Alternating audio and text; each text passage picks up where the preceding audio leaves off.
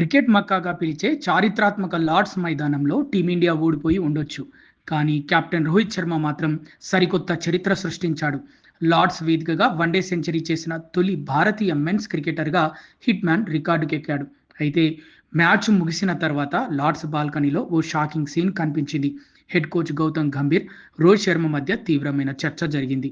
రోహిత్ సీరియస్గా ఏదో చెప్తుంటే గంభీర్ మాత్రం చాలా గంభీరంగా, అసంతృప్తిగా ఉన్నట్లు కనిపించాడు. అసలు వీరిద్దరి మధ్య ఏం జరిగింది? రోహిత్ కెరీర్‌పై సెలెక్టర్లు ఎలాంటి ప్లాన్‌లో ఉన్నారు? ఇప్పుడు చూద్దాం. భారత్, ఇంగ్లాండ్ మధ్య జరిగిన మూడో వన్డేలో రోహిత్ శర్మ ఒంటరి పోరాటం చేశాడు. మిగతా బ్యాటర్లంతా ఘోరంగా విఫలమైన చోట రోహిత్ 138 పరుగుల అద్భుత ఇన్నింగ్స్ ఆడాడు. కోహ్లీ, గిల్ మినహా మిగతా వారెవరూ క్రీజులో నిలబడలేకపోయారు. రోహిత్ అవుట్ అయిన తర్వాత భారత ఇన్నింగ్స్ కుప్పకూలింది. దీంతో భారత్‌కు 27 పరుగుల ఓటమి తప్పలేదు. ఇదంతా డ్రెస్సింగ్ రూమ్ నుండి గమనించిన రోహిత్ తీవ్ర నిరాశకు గురయ్యాడు. సరిగ్గా అదే సమయంలో కెమెరా కన్ను రోహిత్ గంభీర్లపై పడింది.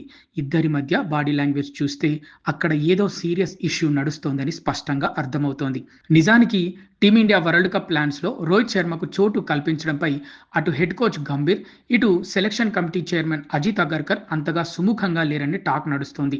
రోహిత్‌కు ప్రస్తుతం 39 ఏళ్లు రావడమే దీనికి ప్రధాన కారణం. అతని వయసును చూపిస్తూ పక్కన పెట్టాలని చూస్తున్నారు. కానీ రోహిత్ ఫామ్ చూస్తే మాత్రం సెలెక్టర్ల మైండ్స్ బ్లాక్ అవుతున్నాయి. గత 4 ఇన్నింగ్స్‌ల్లో 121 నాటౌట్, 75, 79, ఇప్పుడు లార్డ్స్‌లో 138 పరుగులు చేశాడు. ఇంతటి సూపర్ ఫామ్‌లో ఉన్న బ్యాటర్‌ను జట్టు నుంచి ఎలా తీసేస్తారు? రోహిత్ కొట్టిన ఈ లార్డ్స్ సెంచరీ ఇప్పుడు బీసీసీఐ సెలెక్టర్లకు పెద్ద తలనొప్పిగా మారింది. భారత జట్టులో జైస్వాల్ లాంటి యువ ఆటగాళ్లు వస్తున్న మాట నిజమే.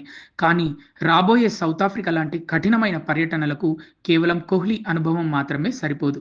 గిల్, జైస్వాల్‌లకు అక్కడ ఆడిన అనుభవం తక్కువ. కాబట్టి రోహిత్ శర్మ లాంటి సీనియర్ ఓపెనర్ జట్టుకు ఎంతో అవసరం. లార్డ్స్ సెంచరీతో రోహిత్ తనను జట్టు నుండి తొలగించడం ఎవరి తరం కాదని నిరూపించాడు. సెప్టెంబర్ 27 నుండి వెస్టిండీస్‌తో జరగబోయే వన్డే సిరీస్ నాటికి ఏం జరుగుతుందో చూడాలి. మరి మీరేమంటారు? రోహిత్ శర్మను వరల్డ్ కప్ జట్టులో ఉంచాలా వద్దా? కింద కామెంట్ సెక్షన్‌లో తెలియజేయండి.